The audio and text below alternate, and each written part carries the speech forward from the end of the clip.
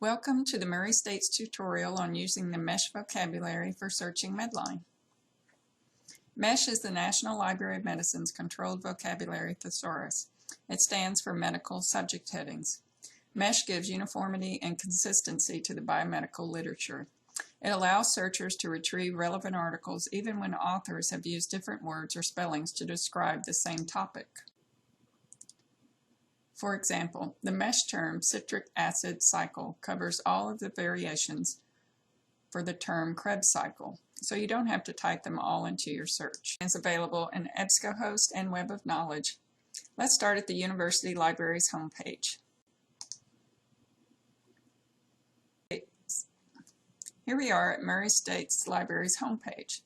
If you click on Research Guides and Tools, then you can go to the Nursing LibGuide and Finding Articles, and you'll scroll down and see Medline. This is EBSCOhost. Let's say you want to search the economics of using digital mammography in breast cancer. You can go to MeSH 2015 and find the subject heading for breast cancer, and it tells you to use breast neoplasms. Once you click on it, it will open up the list of subheadings. And if we scroll down, we can see, oh, there's one for economics. So let's search the economics of breast neoplasms. Once you put in a subheading, it puts a slash and then EC. And then you can explode it, which means it searches the narrower terms also, or you can choose to use it as a major concept. We'll leave it as it is and click Search Database. And we get 1,300 articles. And then we'll add digital mammography. And we're searching this as a phrase, so we want to put quotation marks around it. And then click Search again, and we get 10 articles.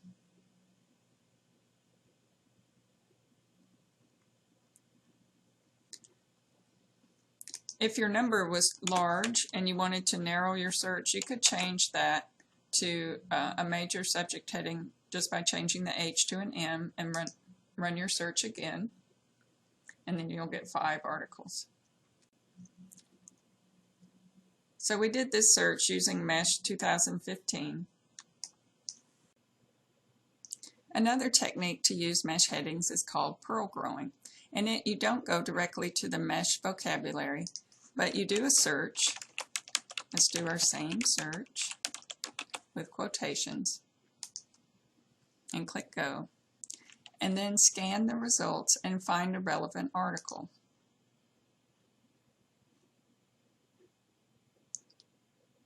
And once you click on the title, it will display the MeSH terms, and you can go down and say, find the MeSH heading for your term, and click on it, and it will search that for you. And then you can add concepts and rerun your search.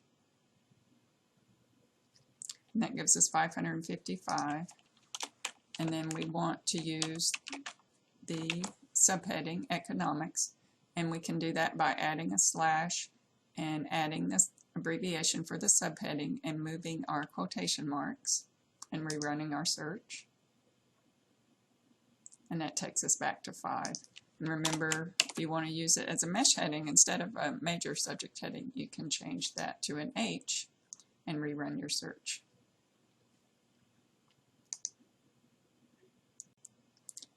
So when would you use a MeSH search? You can do this when your basic search results are too large and not focused on your main concepts. MeSH helps when there's a large amount of literature published on your topic. And then sometimes you need to disambiguate a search word or phrase.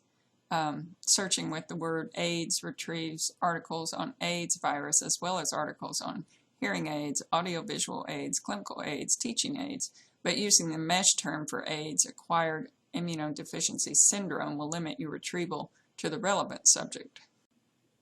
Consider using MeSH subheadings if you need to focus on a specific aspect of a topic. There are also times when you may not want to use MeSH. When your topic is new or an emerging concept, there may not be a MeSH term available yet. Or if you suspect that there's been very little published on your topic, then there may not be a MeSH term. Or if you want to retrieve recently published articles, the newest articles in PubMed may not yet be indexed for Medline. There's a lag time, a few days to many weeks, between when citations enter Medline and when they are described with MeSH terms. In these cases, you can just use a basic keywords. If you need more assistance, please call the information desk at 270-809-2053, or you can email us or text us from the icons on the library's homepage. Thank you.